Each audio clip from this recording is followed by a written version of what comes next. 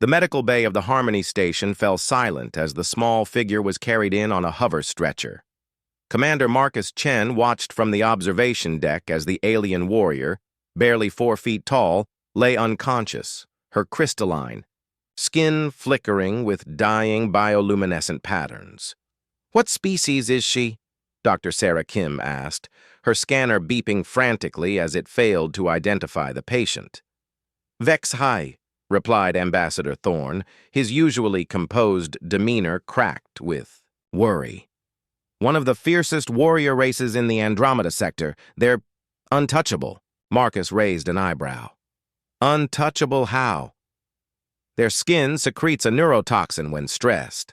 One touch can paralyze most species for weeks. Some never recover." Thorne's tentacles writhed nervously.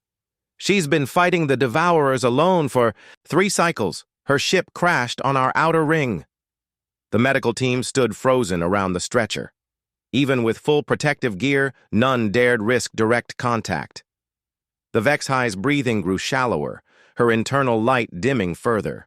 "Her bio readings are critical," Dr. Kim announced, "but I can't operate without physical contact.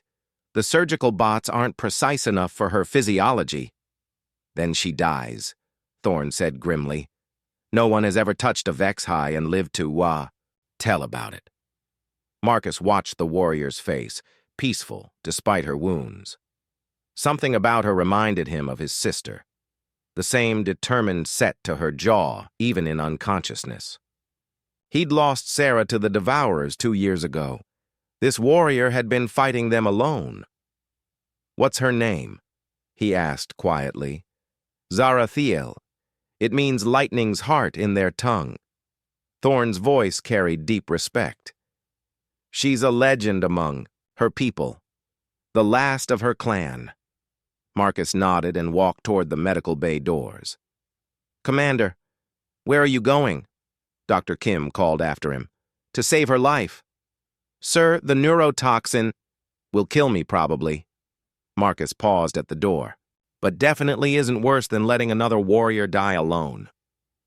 He entered the sterile room, the soft hum of medical equipment filling the air. The other staff backed away as he approached the stretcher.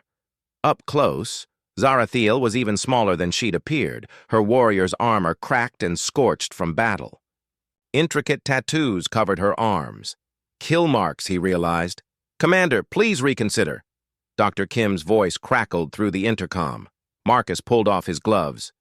"Doctor, humans have survived a lot of things that should have killed us. Maybe our stubbornness extends to alien neurotoxins, too." He reached out slowly and took Zarathiel's small hand in his. Her skin was warm, almost burning hot, and he felt an immediate tingling sensation race up his arm. The warrior's eyes snapped, open, brilliant violet orbs that fixed on his face with startling intensity. For a moment, neither moved. Marcus waited for the paralysis, for his nervous system to shut down. Instead, the tingling sensation spread through his body like liquid fire. But he remained conscious, alert. "Impossible," Thorne breathed through the intercom. Zarathiel's grip tightened on Marcus's hand. When she spoke, her voice was like wind chimes in a gentle breeze. You're not paralyzed." Apparently not. Marcus managed a smile despite the burning sensation coursing through his veins. "I'm Marcus. You're safe now." Her bioluminescent patterns flared brighter, cycling through what he somehow understood were emotions: surprise, curiosity, gratitude. No one touches the Vex High. No one survives our touch. "Well," Marcus said, feeling his heart race but his limbs still responding normally, "humans have a habit of doing impossible things. It's kind of our specialty." Dr. Kim's excited voice filled the room. "Commander, your vitals are stable. The neurotoxin appears to be neutralized somehow." Zarathiel struggled to sit up, still holding Marcus's hand. "The Devourers. My ship. I must warn—" "Already taken care of," Marcus assured her. We destroyed their scouting fleet an hour after we found you. Your intelligence data helped us locate their staging area.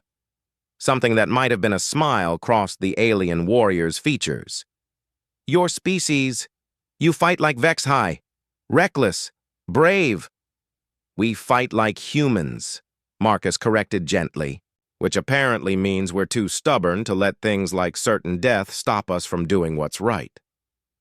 Over the following days, as Zarathiel recovered, she and Marcus spent hours talking.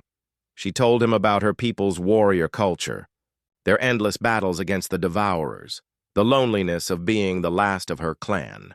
He shared stories of humanity's struggles, their victories against impossible odds, their refusal to surrender even when defeat seemed certain. Your species is strange, Zarathiel observed one evening as they stood on the station's observation deck, watching the stars. You touch what others fear to touch. You fight what others flee from. You hope when others despair. Marcus smiled, remembering his sister's words before her final mission. Someone has to stand up to the bullies, Marcus. Might as well be us. Maybe that's what makes us human, he said. We see someone fighting alone, and we can't help but reach out a hand. Zarathiel looked at their joined hands, hers still glowing softly with bioluminescent patterns, his perfectly normal and unharmed. In all the galaxy's history, no species has ever been immune to Vex-High toxin. Then maybe, Marcus suggested, it wasn't immunity. Maybe it was just two warriors recognizing each other. The tiny alien warrior's laugh was like silver bells in starlight. For the first time in cycles, she wasn't alone in her fight, and Marcus understood that sometimes the most human thing you could do was simply refuse to let someone face the darkness by themselves, even if touching them should have killed you, especially then.